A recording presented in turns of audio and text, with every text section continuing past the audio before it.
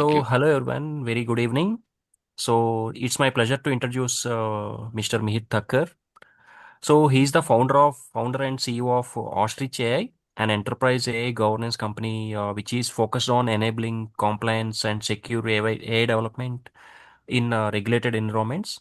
With over a decade of experience in business and technology and a background in AI from IIT, Mihir is also an inventor of an Indian patent in blockchain enhanced data asset management and distributed computation. Through Ostrich AI's platform, he is working on solving critical challenges around consent, auditability, and data control, helping organizations adopt AI while aligning with evolving regulations such as India's DPDPA in short. So yeah, this is a brief background about Mihir, and the floor is now yours, Mihir, and you can carry on with your presentation. Hello everyone. As I was introduced, I'll just skip to the main product, what we do. So as we were told, we help companies, we help regulated entities, all the significant data fiduciaries that do exist. We help them adopt artificial intelligence while remaining compliant. So we don't do compliance certifications. We don't provide you a certificate saying that you are DPDP compliant or something. What we do is we make sure that whatever AI, if you enable through our system, through our platform, we can make sure that you stay compliant. Now, in staying compliant, what we are specifically focusing on is towards one interesting part that is called the ROPA logs. So we all know that as per the GDPR, as per the DPDP, we have to maintain a record of processing activities every time your data interacts with an AI model or any third-party service provider, every time data leaves your organization or your controlled environment. Now, every year, as either the GRC companies or independent auditors, they have to do annual audits, DPI audit. So they will need some logs to check and to make sure that whether the company that they are auditing, be it a bank, be it a hospital, be it any significant data fiduciary, what all data they shared and how they maintained the data, that is what they need to know. Now, the patent, I know it was quite a mouthful, but I will try to explain you in very simple language what it does. It is a very simple solution, actually, that that enforces a two-key system for managing your data. And since there is this two-key system of managing the data, there is a way that you can always stay compliant. Now, what is this two-key system? It is like the bank locker. One key is with the bank owner, one key is with you, and when you open both the lockers, that time you can open access what is there in the safe. Very similarly, for AI inference, every time data has to interact with an AI service model, it could be a telecalling bot, it could be a loan default predictor, it could be a simple classification model, it could be a customer churn prediction model, any kind of artificial intelligence, be it the core machine learning or generative AI. So if they are trying to interact with data is trying to interact with that service, we provide two keys. One is with the data owner, which is the regulated entity, the significant data fiduciary, and another key lies with this model owner. Now, till both the keys don't interact with each other, the inference does not happen. Now, why we did the system? Because if or the interaction of these two keys is governed by two logics. First is the policies that the significant data fiduciary has set up by himself. So his personal business policies. And another is the data protection laws. So in India, it is the DPDP. In UK, it is the GDPR. In UAE and Saudi, it is the PDPL. So if you are not compliant with the national compliance law, then the transaction will not go through. It will be blocked on our blockchain network. And every time an interaction happens, there is an immutable audit log of what interaction happened. And to exactly show what I'm trying to say on 5th January, this was a processing activity ID, which interacted with this system applications. Vaultness is us, Postgres is their database. For they process the data to check the credit worthiness analysis. The lawful basis based on which the data was allowed to be shared outside, the data subject categories, the categories of personal data, what model did it interact with. I think somebody is trying to raise the hand. I'm not sure. No, no, you ignore the sound because that is whenever new Oh, people enter, sound will come. yeah. We will manage that. Okay. Yeah. And then the data source, where the data was sourced from, the access controls towards it. These are all, this is what our DPDP says that this is all supposed to be there as a part of the WIPA law. The security measures, what kind of encryption was there, the recipient categories, the international transfer is not valid for India, so I will skip these two columns for now.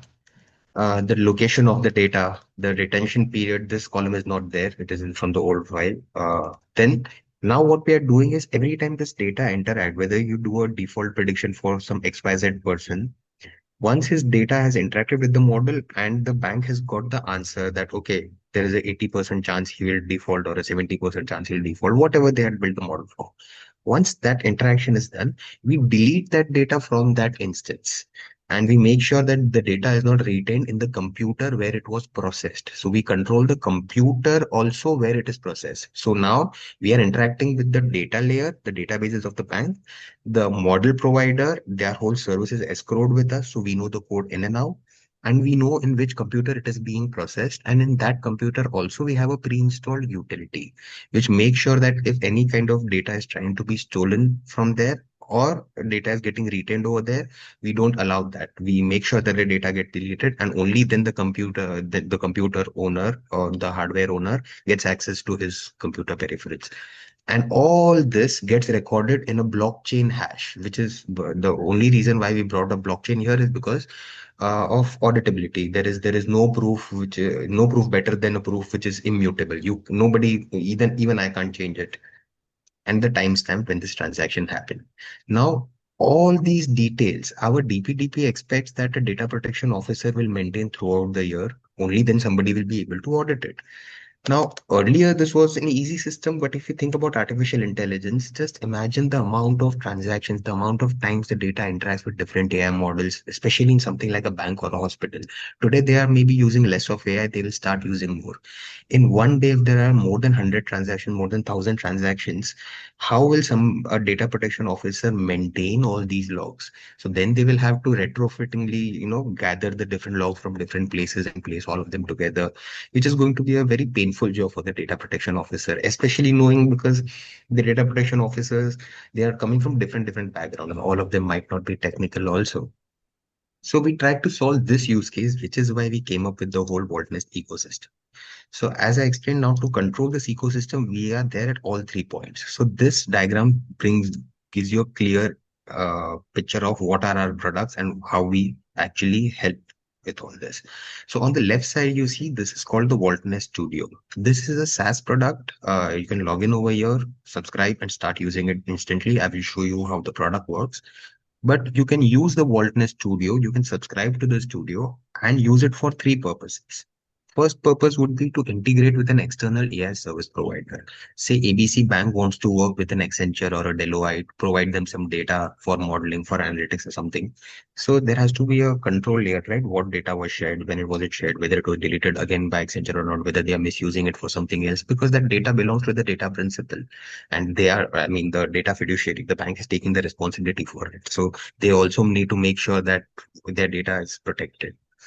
So all the AI service providers, be it telecalling bots, be it language translation models, it could be something as simple as, and this is an actual use case. One bank just wants to make sure कि वो credit card print करवाने, you send data to the state printing guys. So after you send the data to the printing guys, they print the credit cards, they send it to the right addresses, but who? They have to manually send a person to check whether the data was deleted by that printing guy or not.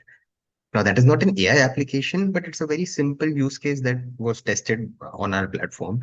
So those kinds of things can be automated. What you need to make sure that if you are sharing the data of the data principal to a third party, you are in complete control of the whole environment as to what data went there, when the processing happened, what answer you got, whether the data was deleted from there, which computer was it processed in, all those details you need.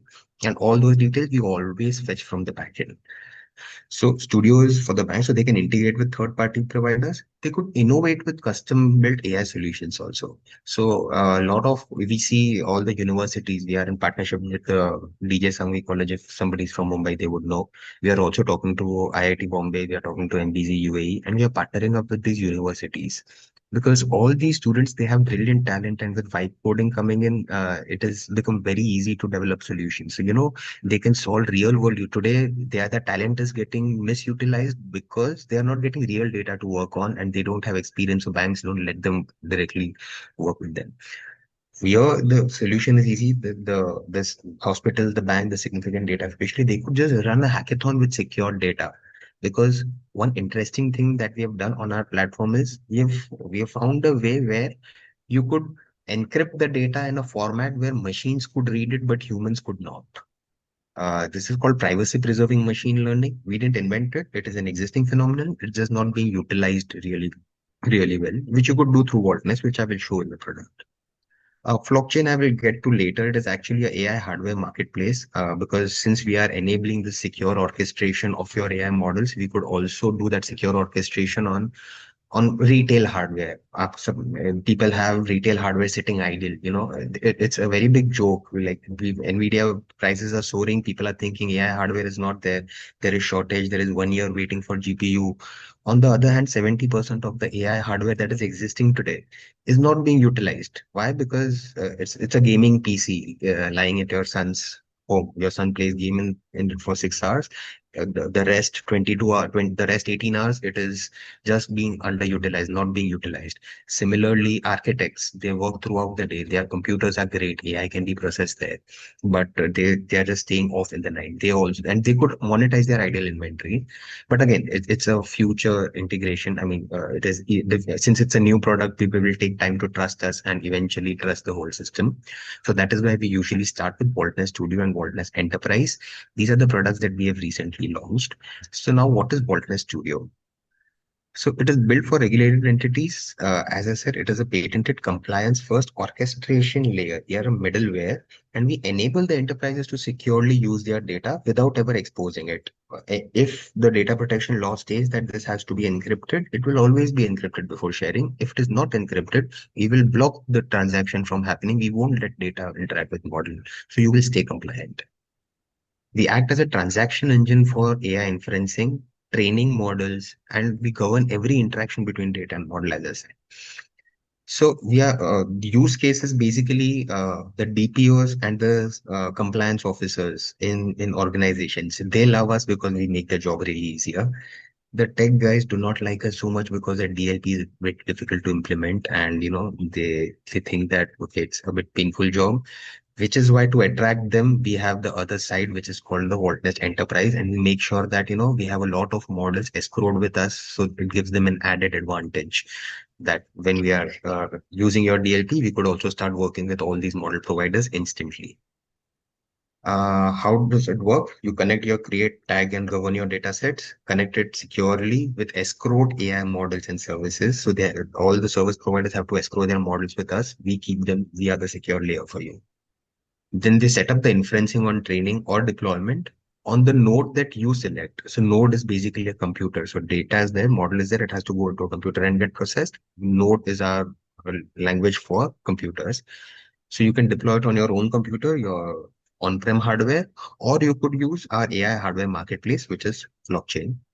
And then you can deploy your workflows safely and generate the automated immutable logs that we were talking about every time there is some interaction between data and models. I'll quickly take you through the product, which is might look slight dangerous, but I can show without getting into the details, I can broadly show you how it looks like. So at your home page, you could just see all the active deployments that you have. If you are running a customer segmentation model, if you're using a fraud detection pipeline, if you're running a recommendation engine somewhere, if you're doing sentiment analysis anywhere, so whether you're running it internally within your own organization, whether you're using an external party to do it, what data set is connected to it, are there any pipeline errors where your AI is not functioning? type of deployment. We have multiple types of deployment. You could do a dynamic or a static deployment. It is very simple definition. Static deployment means every time the same computer is used where the data gets processed. Dynamic means that we select the cheapest available computer, process your data, and give it to you and help you save cost. How much is the AI drifting? Because everybody knows about hallucinations in AI. So how much is it drifting from the real results? If you see the drift is increasing, then we reprocess the transaction somewhere else to make sure that you don't get some weird answers from your artificial intelligence. And if it starts drifting a lot, we send a notification to the model provider that so your model is drifting, and you also get to see in real time that this is not working as it is expected to work. What is your deployment cost accrued every month? What is the estimated savings you do every month? And the number of times you requested to do a transaction through us. You get to connect your data connectors. You can connect different databases. We have Azure, Google Cloud, AWS. I can just show you a quick list. So these are all the types of databases you could connect. We have SQL, non-SQL databases also. This is creating task-specific data sets. So for every use case, you have a task-specific data set, which you have to set up once. It could be an CSV upload, or it could be connected to your databases directly. And you set it up for inferencing, whether you want to do an integration of compliance. Yes. Then which country, which law. So the country will help us figure out which law you have to be compliant with, which industry, because US has different laws for pharma, different laws for finance. Luckily, we have only one law. Allowing cross-border data transfer, again, not valid for India. So I'll just do no for you. And then you get to put in all the other details. I'll just skip through this a bit because it's getting very deep into the product. Uh, but they are all required fields so that it helps us make sure that you stay compliant. So let's start.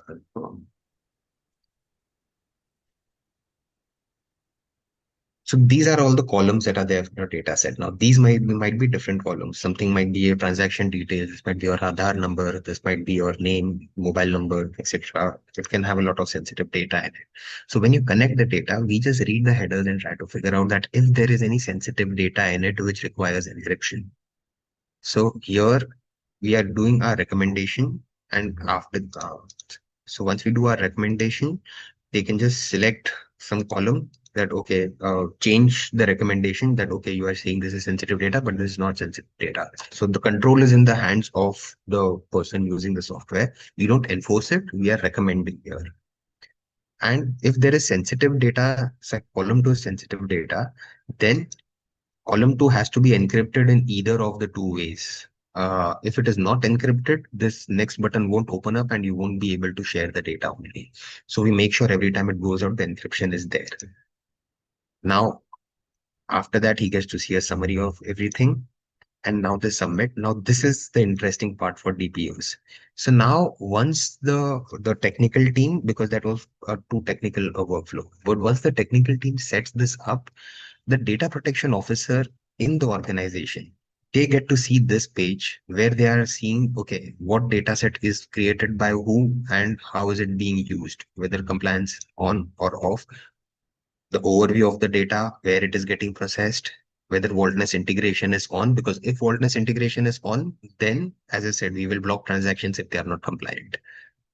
The final data set that is being shared, the personal data categories, which columns are under which category, they have to put in a remark and they have to put in the lawful basis because this is what the DPO would know or the data protection team would know.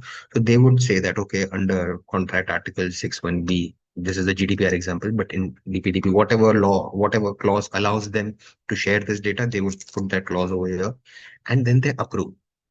Till the DPO does not approve this, the data model linkage does not happen. So that is why we can tell you that we can ensure compliance. And then there is a flow of how the models are getting AI services are getting uploaded, but I think this will get too technical. So we could probably skip this part and I could maybe try to quickly just jump in and ask. I have been explaining since a while, so I like to keep it more interactive. Anybody has any questions? Anybody wants to understand anything more? Anything where people would like me to deep dive?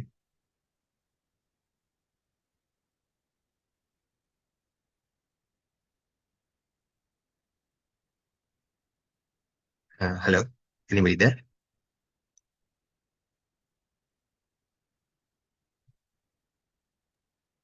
Yeah, friends, if you have any questions, please let us know. Basically, what I am seeing is that this will control the disclosure of personal data from the data fiduciary to others, and that is the one aspect of compliance perhaps Mihir is trying to address. Yes, because the real world problem is that the law is stating that you have to maintain a record of processing activities, No, no, but when you say record of processing activities, um, you are talking of every single processing activity which happens in the organization. yes, if it Then happens through us, it goes into millions of transactions per day. Yeah. not millions of transactions as of today, it might reach because people are not using AI so much today, but yes, it might reach at that level at some point. So you are trying to, I mean, restrict your functioning only to the external AI products to which Yes. the personal data may be shared. Is it? So Y- only if it is the AI product, then this acts as a middleware. So that you say is limited, not going into millions at this point of time. Yes, as of today, it is limited because today people have started using. So there are some banks that we are interacting with and how they are using our product.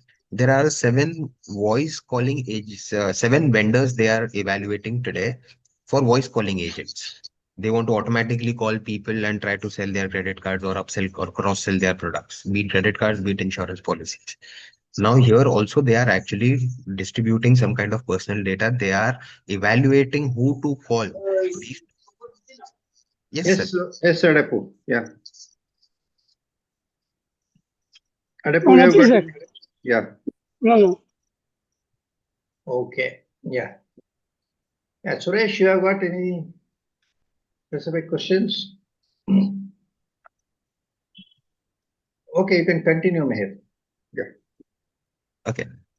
So yeah, broadly what I wanted to show is the rest of it is a bit technical, so I could take you through our journey and take you through our company a little bit, if that makes more sense. So, it is a company formed by me and my co-founder. I started with this vision in 2021 actually, because that is when the DPDP Act was for academic review. And Mhm. for academic review, actually, that went to SP Jain, one of my mentors also from SP Jain, the professor, Mr. Vikram Pandya. And at that time, we were going through the whole DPDP Act, and I was the one who was evaluating the DPDP Act. So that is why it got me interested at that time. And that is when I had actually started building Ostrich AI. And yeah, so we built not to solve a specific AI problem or a AI use case. We were trying to solve a systematic problem in with artificial intelligence, because every time sensitive data starts interacting with artificial intelligence, that is where all the concerns start coming up regarding data leaks and all those things, which is why we thought that we should build. Luckily, the act came out later and we got the patent granted also. So we thought of bootstrapping and pushing ourselves to I actually mean, build. what was the patent for? What exactly was the claim? It is a two key. This one. One second. I'll just skip to the this part. So the two key system, the process, it's a process patent, not a product patent. So the process patent is the whole process of tokenizing the data owner, giving them the key, exchanging the key with them, tokenizing the model, exchanging the keys with them, and then controlling the interaction of these two over the blockchain through smart contracts is the whole process that is patented. So that helps us do the dual ownership between, as I said, dual ownership between data owner and model owner prevents unauthorized access. Smart contracts will always enforce compliance and rights. They will lock every data transaction. This will also help us with immutable logs for audits, trust, and legal defensibility. And we have done the whole thing as it's native to blockchain, so there are no bolt-on encryption layers. You will have to break the blockchain, our private permission network. Then, I mean, when quantum computers come in, that time we are at risk. Till then, we are fine. So security, as I said, is not a feature. That's the foundation of what we started building from. And the other two layers, that is the blockchain and the data burrow, those are external, those are value-added services to a DLP, because technical people don't like implementing DLPs that much. Because they'll have to, connect all data sources, tag all the data sets, which is a one-time exercise, but it is a very painful exercise. So this is basically the whole system. Data owner comes in, puts the key, the model key comes in, puts the key, and then that goes to some server on Azure Cloud, something. If you're not using Azure or any cloud service provider, it could be Flockchain, and if you're doing it on on-prem deployment, so you could list your own hardware onto Flockchain, and rather than Azure or AWS, you could deploy on Flockchain. But we are partnering with cloud service providers also over here throughout the world. We are partnering mainly with UAE and India for now, because those are our initial go-to-market places, because that is where we are running our pilots. So yeah, in fact, when the hardware owner also, when they try to upload their computer on our network, we benchmark their hardware. We do all the security checks, and we could get into the technical details and architecture if somebody is interested. So yeah, this is how it broadly works. There's a data owner, these are the model owners, and these are the hardware owners. Vaultness controls the interaction between all three of them. What data was there? We govern the data sets. To these guys, we are a very simple advantage. So there are language model, translation model providers. They start working with some bank in India, and then suddenly, get a customer in the UAE, or when they get a customer in the US. Now they will have to pick up their whole stack, deploy it over there, because those countries also say that data sovereignty law, our data cannot come to India. So now they will have to deploy everything over there. So we make their life easier by escrowing the models with us in a cold storage. And whenever needed, whenever they set up the deployment for the client, or when the client sets up the deployment, we automatically run it in their country, in their judicial boundary. Has it So been deployed in India? Any organization has it we deployed over? are yes, we are piloting with one of the private banks, the second biggest, I would say. So I can't name them, but you guessed. Yeah. Okay. The second one, and yes, and the thing is not just for the bank. So we are talking to the group compliance officer. So we could do the securities part also, and the insurance one also. So all three will get. Okay. And we have initiated conversations with the insurance department of the biggest private limited one. And in the UAE, we are talking to we have two major lead breakthroughs. One is with one of the biggest banks in the UAE, but just the conversation went slow when the war started. So they actually came up with the use case. They wanted to work with a HR analytics model, and that company was based out of the US. The company, I can name it, is called Phenom. So Phenom is an HR analytics company. This is based out of the US. The bank in the UAE wants to use the service of this Phenom. So that is where, so Phenom signs up to Vault Enterprise, they escrow the model with us, and then we deploy that model for the bank in the UAE, and all the data is governed through Vault, and the record of processing activities made as per the PDPL. This was the use case we started working on, in fact, but then the war came and they got short-staffed. But we are also talking to Dubai Digital, because they recently thought of building a platform for a very similar use case, and we participated in that competition. So we got shortlisted there, and we've started talking to them also. So we have two great leads in the UAE and in India, but we are looking for a lot more people to pilot with, and do more kind of more testings for our product. You could say we are just launched at a very baby phase, piloting with some interesting guys. I've been talking to them since 2 years. Mm. Finally, I'm getting the pilot now, so it has been a very painful journey, but yeah, now we are seeing positive signs. Okay, it requires AI deployments also to be there. No? Number of AI deployments have to be there. Then only the uh, Yes, this is so basic. As I said, the use cases that the bank is piloting, I told you exactly this use case that they want to work with voice calling bots. Now they have seven providers. They want to deal with all. They want to test all these seven. So through Vault Nest, what they did was they created a sandboxing environment. They uploaded their own hardware on blockchain. They told us to get the model escrowed through or for all these seven people. They have to package the whole service into one Docker container and upload it with us. So we can get all that escrowed. Now the bank can actually test it out on our staging environment, and then whichever solution gives them more accurate results, they will go and start deploying that one. But now the manual process of all this, getting approvals from five different people, because compliance approval has to be there, because what data is going, the technical team has to approve, the cybersecurity team has to approve. Rather than that, if the orchestration layer of us is approved, so they don't have to check all this again and again. They just have to check the models on only the specific tasks, and they okay. check that whichever is giving a better results, they will use it. This is the use case Yeah. that they found was the most interesting one for them. But the insurance department thought of something else.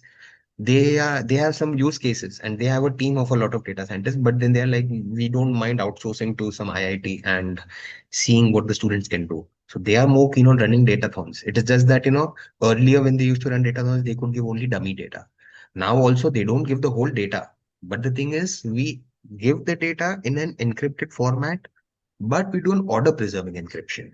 Now, when you do an order preserving encryption, so the machine learning models can still read the data and infer that, do the classifications, do the predictions. But the point is, the humans cannot understand it. It is scaled data order. It's like plus 7 divided by 10, but nobody knows what is plus 7 divided by 10. But the order is preserved. So the machine learning libraries just. Is there any use cases in the healthcare sector? So health, we are actually, as I said, we're short-staffed and bootstrapped, but healthcare is our next target because my co-founder, he was working in Boehringer Ingelheim. That is one of the biggest German pharmaceutical companies. So after BFSI, we are trying to focus on the healthcare use cases. But as I said, we are just a team of two. So, we could focus on one as of now. Once we are funded, once we can have a bigger growth and we have a better sales team, then probably we'll focus all our attention towards healthcare only. That is our next go-to-market target. There are use Oh, cases though.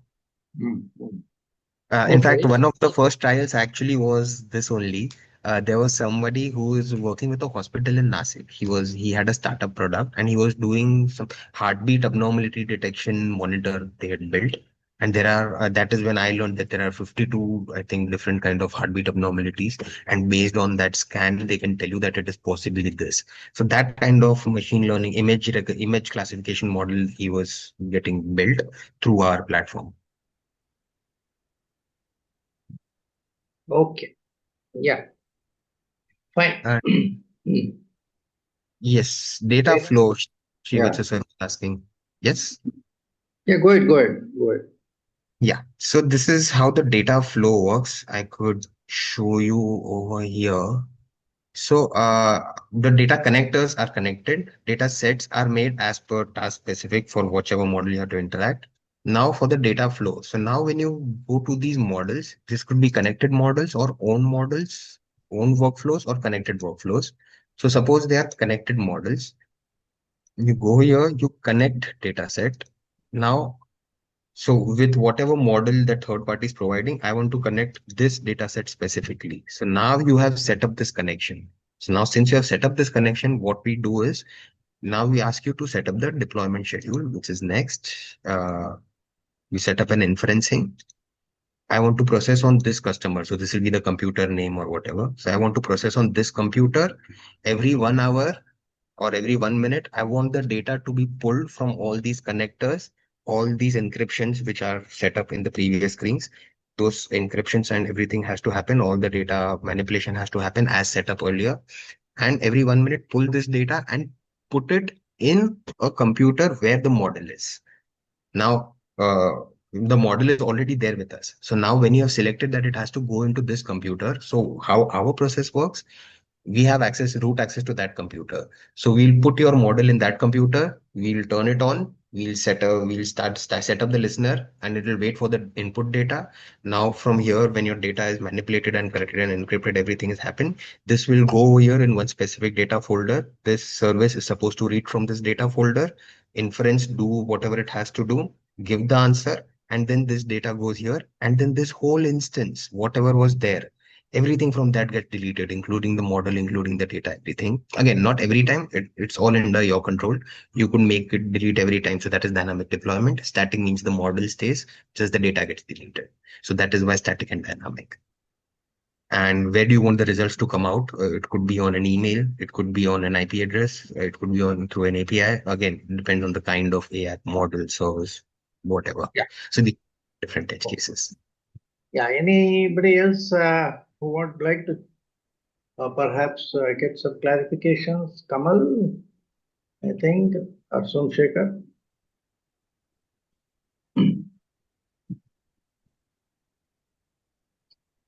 Okay, Somsekhar.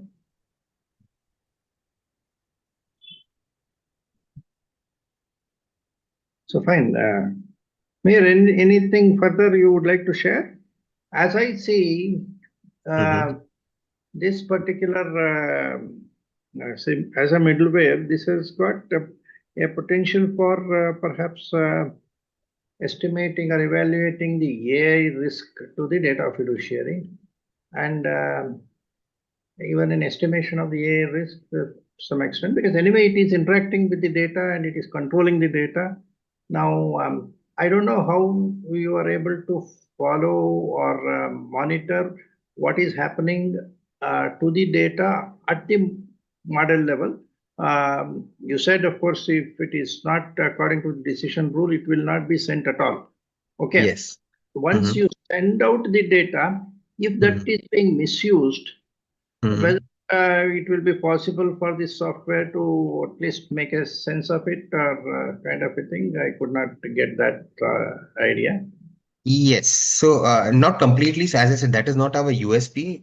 We do a basic check. So every time a model is escrowed with us, we run it through a very simple check to make sure that they are not leaking it somewhere else. They are not taking it somewhere else.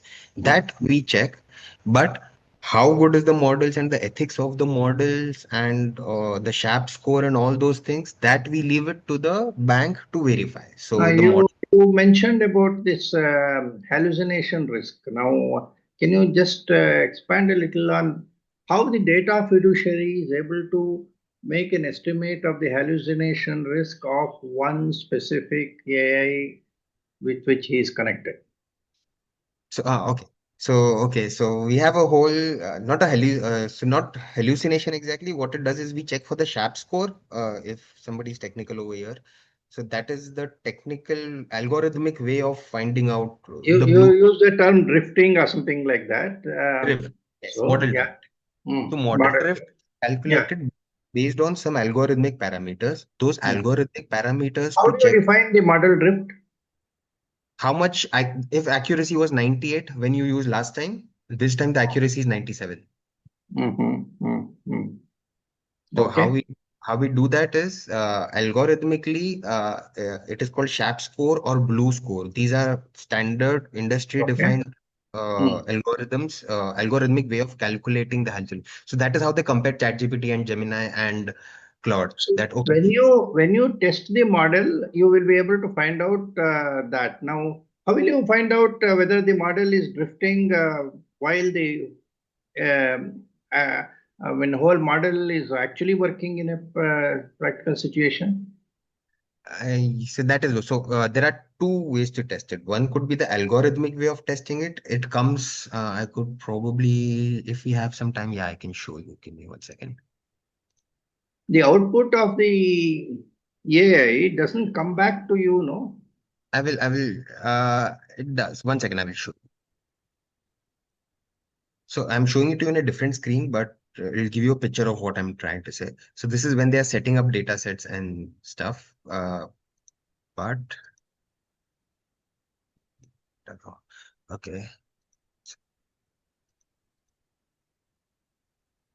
These screens are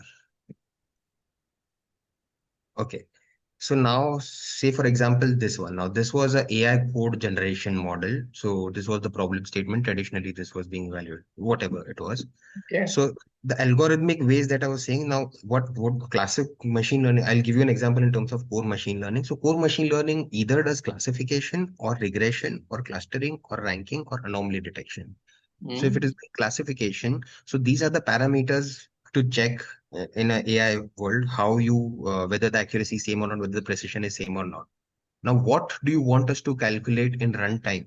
That you select during deployment itself. So what we do is we run this algorithmic check of accuracy and precision and recall every time we do an AI, and we keep a track of what was the accuracy last time, what was the accuracy now, because eventually they get the right answers, right? Okay, okay. So I that think is this why is you one check of it. the, positive features of finding out the AI risk exposure for the company. How maybe it was not designed for that, but I am seeing that as one of the things which could help the data fiduciaries. Okay. Okay. But of course, under DPDPA, our focus will be limited to the extent of what is happening to my personal data. Okay. Hmm. And if I am able to actually ensure that my personal data is either encrypted, if the processing is possible on an encrypted data, or I will be pseudonymizing the data. So that is the control which I will have even before I push it to the AI model. I will Yes. ensure that I am not giving 100% identified data. I will give only anonymized data or something like that. So that control I will try to have it. But beyond that, still this model drift, something like identifying that which could further lead to the hallucination risk, if that is how you interpret it, that is a useful feature perhaps we can look at. Okay, yeah. And Anyway, this is the screen that is mainly useful. So, on the platform, finally, by doing all this story, if you go to the compliance profile, here is what the auditor wants. So from the independent auditor's angle, this is the screen you want. Who's the data protection officer? What is the governing regulation for that organization? The history of DPOs from when to and which DPO was there. Download the ROPA logs from which date. So you just put in this date and that date, and I want the logs for DPDPA. And you select the task specific data set, or if you don't select, it's not compulsory. You will get the whole log, or if you want some task specific to minutely monitor, and you can just download it. This you can download, and this can be submitted to GRC companies or independent auditors who could just take this log and verify that, okay, where all did the data go, what is allowed, what is not allowed, and what happened. okay. Okay, I think our people this is going a little more technical than what is comfortable for everybody, but I think those who are working with the AI will definitely look into it in a little more detail, and perhaps we will be able to, if they have got any further questions, so they will perhaps come back. Okay. Yeah, Yes. Mr. Somashekar, can we wind up, Somashekar?